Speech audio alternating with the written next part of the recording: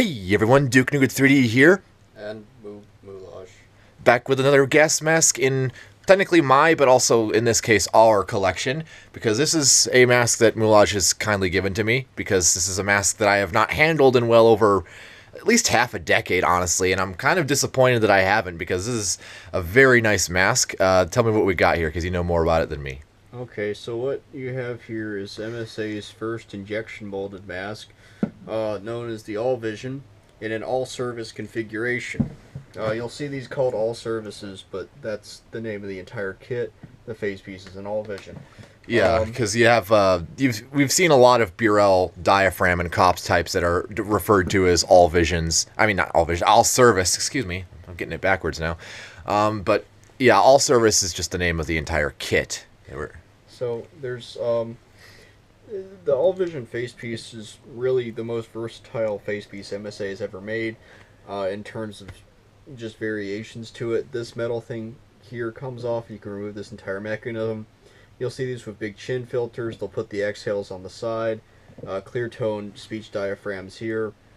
Different kinds of rubber. There's diving versions of these where the lenses actually come out and are flat across the front. I think those were mostly experimental. I don't know for sure because I haven't seen too many of those. I've seen like one or two. My point is that they messed around with this a lot. It was a really good test bed facepiece.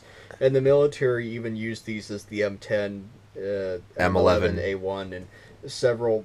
I think all the way up to M13. Yeah, it goes up to like M13 or something, but the U.S. military even adopted these for special purpose use, probably after they ran out of M2 heavyweights to...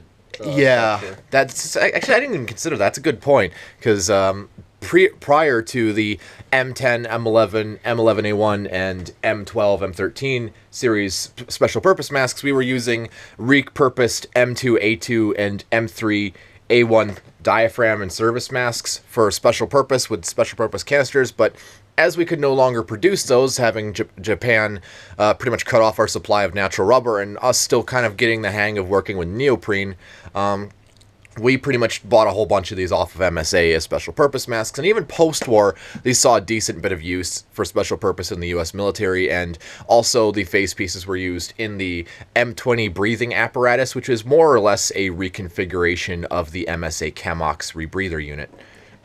Yeah, and...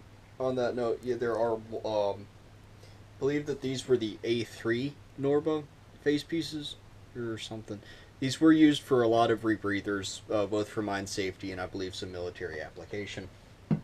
On it itself, again, it's an injection molded face piece, 5-point head harness, industrial buckles. You can see the internal Tissot tubes there. And again, we'll reverse the harness and show off the interior. Yeah.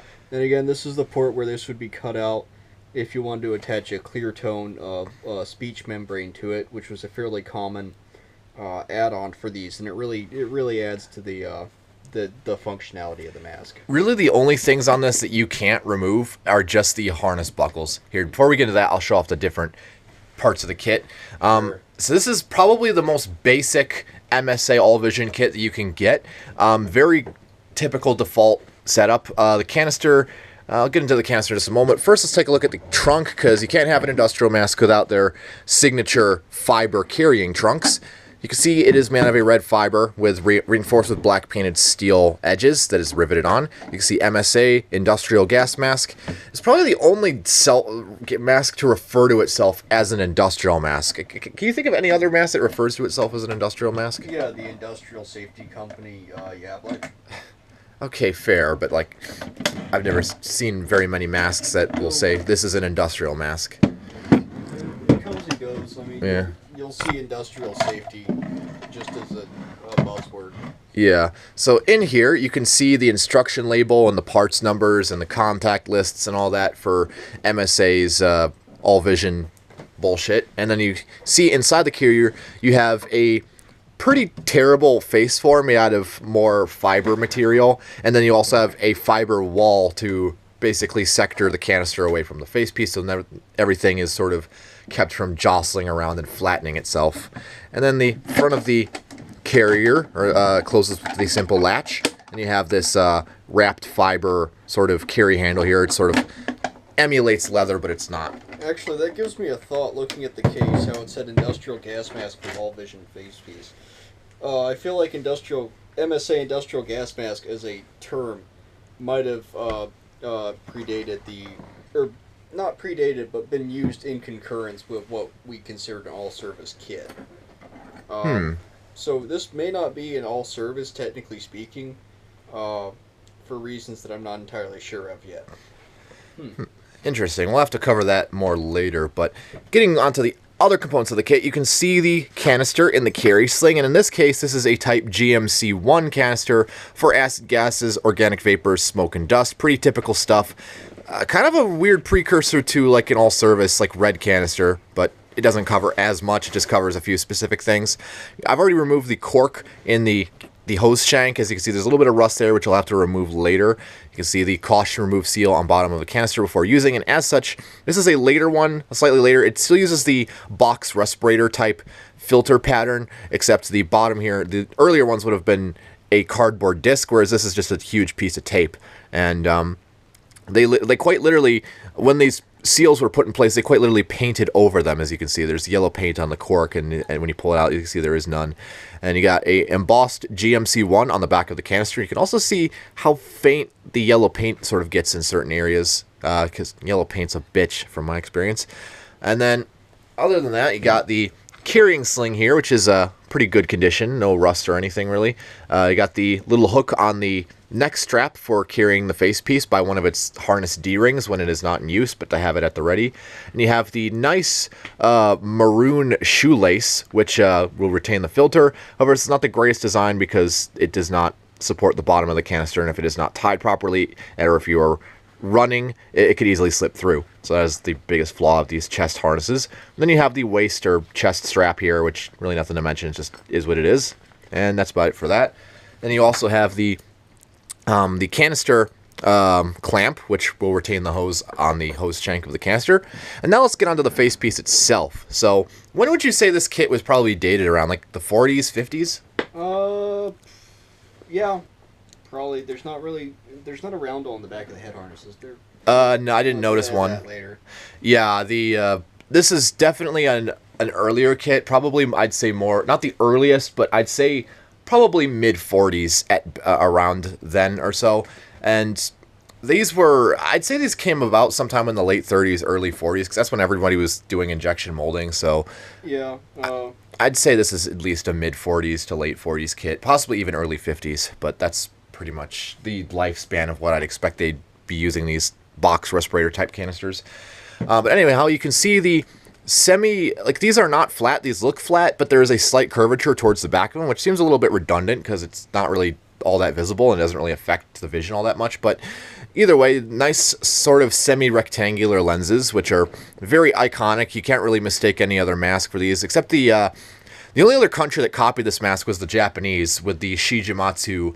We don't even know what it's called, actually. We just called them the TS All Vision face piece, because obviously it's based off of an All Vision. But yes, the Japanese clone these. That's really the only other mask you need to look out for, but typically those are made out of gray rubber instead of black. You can see it uses an M2 style flutter valve on the front portion of the mask with the same deflector guard as the Burrell diaphragm series. MSA was very good at keeping parts consistent across all their masks. The 10-inch hoses are basically interchangeable at a certain point. Yep, the hose is the typical 10-inch M1 style hose seen on like most box respirator and early T-cell masks. You can see the 5-point molded rubber head harness. Again, everything on this mask is molded, which is a big step up from the Burrell series, which granted was very high quality rubber. Was not injection molded and therefore took more manufacturing processes. You can see the clamps on each side of the lenses. You can see the clamp on the chin that retains the angle tube assembly in place. You see the rubber band covering the wire and tape on the hose, which I actually replaced myself just due to the fact that they did not do a very good job at wiring the hose on, and it needed a little bit more protection than just tape and wire. It needed an extra piece of tape over the wire itself. And then obviously, you mentioned the aforementioned canister D-ring on the side here. So let's get on to the back of the harness and then the interior. You can see Mine Safety Appliances Co., Pittsburgh, Pennsylvania. Front strap to be pulled last, patented November 1st, 1921, which is seen on a lot of MSA masks. I'm probably going to run out of camera memory any moment now, so let's wrap this up soon. Yeah.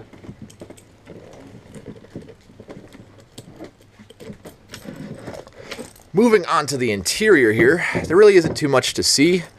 You can see the two integrally molded TISO deflectors and the outlet valve hole throughout the center of those, and there is a sort of dam which slips around the wire and tape of the flutter valve curled around the interior of the angle tube, which sort of seals it off so that the inhaled and exhaled air can't go the exhaled air can't go back down through the TISO tubes. It can only go down through this port, so that is a good feature at least. And it's a really simple inside too. This is a really great demonstration of when you take something like the KTM and you get a little bit more refinement with your processing techniques, how really simple and effective mask can be. Yeah, and my only complaint about the design is the fact that the rivets are embedded in the rubber, so that makes replacing the harness buckles, if they become damaged, quite difficult. And as you can see, this one already has some areas. I can't really see it on here. It's more on this one, where there is slight cracks in the buckles, but they're still functional, still holding up. Not really worried about it. There's an inspection stamp on the chin here, and there was a Bureau of Mines stamp on the left cheek or the right cheek, but that got worn away as they typically do. And that's pretty much all there is to see with this kit. We've pretty much covered the basis of how versatile these kits are and showed off the features of a very typical example of an MSA mask. And if you have any closing words, Moulage, feel free to fill everyone in. No, that's about it. As you can see, Duke's done a pretty good job cleaning this one up, and not that it needed that much cleaning to begin with. Yeah. That, and I'm glad to get rid of it, because I've got like a fucking dozen of these things. So yeah, thank you again, Moulage, for this. This is, I don't know why, I'm enthralled with this thing. It's very neat. But anyhow, that's about it. I'm Duke New 3D. If you have any comments, questions, corrections, or concerns, drop them down in the comments below. Be sure to check out Moulage's channel as well. I'll link it in the description, and I'll see you all later.